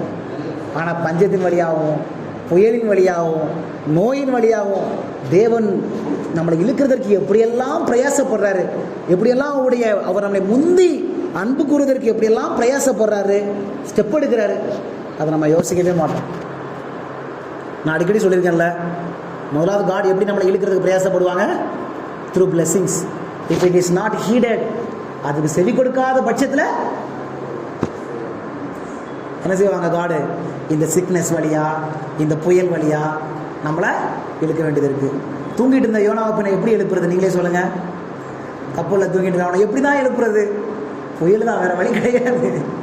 அவனை தட்டி தட்டி அவனை எழுப்ப முடியாது. புயல் வந்தால் தான் எழுப்ப முடியுது. புரிஞ்சுக்க முடியுதுங்களா? ஸோ ஆனால் அது கூட தான் அன்பு. நேபுகாத்நேசரை எப்படி எழுப்புறது? நல்ல பேலஸில் இருந்துட்டு நான் கட்டின மகா பாபிலோன்ங்கிற பேலஸில் வச்சா எப்படி அவர் திரும்புறாரு? கீழே போட்டால் தான் எல்லாம் நடக்குது. ஆனால் அது கூட என்ன தான்? தேவனுடைய அன்பு தான். புரிஞ்சுப்படுதா? கடைசியாக ஒரு ஆவிக்குரிய பாடம் யோசிச்சு பாருங்க. யார் ஃபர்ஸ்ட் லவ் பண்ணுறான்னு படித்தோம் இன்னைக்கு ஸ்டடியில். காடு. நம்ம ரிலேஷன்ஷிப்பில், நம்ம குடும்ப வாழ்க்கையில், நம்முடைய ஃபேமிலி லைஃப்பில் நம்ம ஃபர்ஸ்ட் லவ் பண்ணுறோமா மற்றவங்கள? காடுடைய கேரக்டர் என்ன? தேவனுடைய குணம் என்ன? ஃபர்ஸ்ட் லவ் பண்ணுறது. That is God's character. இன்னைக்கு நம்ம ஃபர்ஸ்ட் போய் ஒருத்தவங்களை லவ் பண்ணுறோமா? ஆனால் நம்ம அவங்க என்னை நேசிக்கணும் அப்படின்னு நம்ம எதிர்பார்த்துட்டே இருக்கிறோமா? காட் நம்மளை ஃபர்ஸ்ட் லவ் பண்றாரு. எதையாவது எதிர்பார்த்து லவ் பண்றாரா? எதிர்பார்க்காம லவ் பண்றாரா? That is totally unconditional love. அப்படிதானே? அப்ப யோசிச்சு பாருங்க, நம்ம லைஃப்ல நம்ம ஃபர்ஸ்ட் ஒரு ஆளை லவ் பண்றோமா? அவங்க நேசிக்க மாட்டாங்கன்னு ஈஸியா குறை சொல்லிடுறோம். ஆனா நம்ம நேசிக்கிறோமா? ஏன்னா தேவனுடைய குணம் என்னது? He first loves us. அவர் முந்தி நம்மிடத்தில் அன்பு கூறுகிறவர். புரிஞ்சு முடியுங்களா? முந்திரி கொட்டைன்னு சொல்லுவோம்ல, நம்ம தேவன் எப்பவுமே முந்திரி கொட்டை தான். எதுல? அன்புல ரொம்ப முந்திரி கொட்டை தான். ஆனா நம்ம அதுல முந்திரி கொட்டையா இருப்போமா? நம்ம எதுலாம் முந்திரி கொட்டையா இருப்போம்? யோசிச்சு பாருங்க. அன்புல முந்திரி கொட்டையா இருக்குமா? எனக்கு தெரிஞ்ச ஒரு பாஸ்டர் மார்ஷல் அடிக்கடி சொல்லுவார், அந்த கெட்டகுமாரன் கதையில ஒரு ஊதாரி மகன் இருந்தான். அப்படிதானே? ஊதாரித்தனமா இருக்கிற சொத்தெல்லாம் செலவழிச்சிட்டான். ஆனா அங்க ஒரு ஊதாரி தகப்பனும் இருந்தார். எதுல ஊதாரி? அவரு அன்புல ஊதாரி. சரிங்களா? நம்ம லைஃப்ல நம்ம அன்புல ஊதாரியா இருக்கிறோமா அப்படின்னு யோசிச்சு பாருங்க. அன்புல ஊதாரி இருக்கிறோமா? முந்தி அன்பு கூறுறது ரெடியா இருக்கிறோமா? எதுலையும் அப்பாவுக்கு போதனை வந்துருச்சு, இல்ல எனக்கு நம்ம சொல்ற எனக்கு போதனை வந்துருச்சு, எனக்கு என்னப்பா கொடுக்க போறீங்க, அதை கேட்கறதுக்கு ரெடியா இருக்கிறோம். என்னையே நேசிக்கிறதுக்கு நம்ம ரெடியா இருக்கிறோம். எனக்கு என்ன கிடைக்குது, எனக்கு என்ன. ஆனா அவங்களுக்கு கொடுக்கறதுக்கு நம்ம ரெடியா இருக்கிறோமா? நம்ம அன்பை ரிவீல் பண்ண ஃபர்ஸ்ட் நம்ம ரெடியா இருக்கிறோமா? காலையில நினைச்சு மனைவிட்ட என்னமா சமைச்சேன்னு கேட்கிறோம். நம்ம சமைச்சு கொடுக்குறோமா? அதுதான் ரொம்ப புரிஞ்சுக்க முடியுதா? அவங்க சமைக்கிறது நம்மளை நேசிக்கிறதுனால, அவங்க அந்த உறவின் அடிப்படையில், அன்பின் அடிப்படையில் அவங்க லவ் எப்படி ரெஃப்ளெக்ட் பண்ணுறாங்க? அவங்க சமைச்சு கொடுக்கறது மூலமாக, அவங்க நமக்கு மற்ற சிறு தியாகம் பண்ணுறது மூலமாக. நம்ம என்னைக்கு அதெல்லாம் ஆரம்பிக்க போகிறோம்? சரிங்களா? எல்லாருமே யோசிக்கக்கூடிய ஒரு காரியம். ஜீசஸ் ஃபஸ்ட்டு என்னை லவ் பண்ணுறாரு, நான் என்னுடைய ஃபேமிலி, நான் ஃபஸ்ட்டு என்னோடய லவ்வை நான் காமிக்கிறேன்னா, இல்லை அவங்க தான் எனக்கு காமிக்கணும்னு நான் எதிர்பார்த்துட்டு இருக்கிறேன்னா, அப்படி காமிக்கிறேன் அப்படின்னா, அப்படி நான் எதிர்பார்த்துட்டு இருக்கிறேன்னா அது தேவனுடைய குணமே, அது காவுடைய கேரக்டரே கிடையாது. காவுடைய கேரக்டரே ஹி ஃபர்ஸ்ட் லவ்ட் அஸ். நாம் அவர் அன்பு கூர்ந்ததுனால் அல்ல, அவர் நம்மை அன்பு கூர்ந்ததுனால அன்பை விளங்க பண்ணியிருக்கிறார். புரிஞ்சுக்கொள்ள முடியுதுங்களா? நம்ம அன்பு கூறாட்டாலும் நம்ம பலவீனமாக இருக்கையில், பாவிகளாக இருக்கையில், சத்துருக்களாக இருக்க தேவன் நம்மளை நேசிக்கிறார். அதே போல தான் நம்ம கூட இருக்கிறவங்க பலவீனமாக இருப்பாங்க, நம்ம கூட இருக்கிறவங்க பாவிகளாக இருப்பாங்க, நம்ம கூட இருக்கிறவங்க சத்துருக்களாக இருப்பாங்க. அதற்கு மத்தியிலையும் நம்ம ஃபர்ஸ்ட் லவ் காமிக்கிறோமா? அந்த லவ் வேணும்னா என்ன படித்தோம் நம்ம? பிலிப்பியர் 2:13 காட் தான் நமக்கு விருப்பத்தையும் செய்கையும், அந்த டிசைர் யார் கொடுக்குறா? காட். நம்மகிட்ட காட்டை கேட்கணும், ஏசப்பா நீங்கள் எப்படி ஃபஸ்ட்டு எல்லாரையும் லவ் பண்ணுறீங்களோ, பலவீனமாக இருக்கையில், சத்துருக்களாக இருக்கையில், நாங்களும் அவங்க பலவீனமாக இருக்கையில், பாவிகளாக இருக்கையில், சத்துருக்களாக இருக்கையிலோ லவ் பண்ணுவதற்கு எனக்கு என்ன செய்யுங்க? உதவி செய்யுங்க. அந்த ஹார்ட்டை தாங்கப்பா, அந்த விருப்பத்தை தாங்கப்பா, என்னால் முடியாதுப்பா, உங்களை மாதிரி மாறுவதற்கு என்னால் முடியாதுப்பா அப்படின்னு காடு நம்ம என்ன செய்யணும்? கேட்கணும். சரிங்களா? அப்படி காடு மாதிரி நம்மளும் ஃபர்ஸ்ட் லவ் பண்ணதற்கு, அவங்க வர்றாங்களே நம்ம ஃபர்ஸ்ட் நம்ம போயிடணும். அவங்க பேசுகிறாங்க இல்லையா, ஃபர்ஸ்ட் நம்ம போயிடணும். That is call first love. அப்படி தானே காட் செய்கிறார். அந்த லவ்வை காட் நமக்கு தரணும். சரிங்களா? ப்ரே பண்ணலாமா?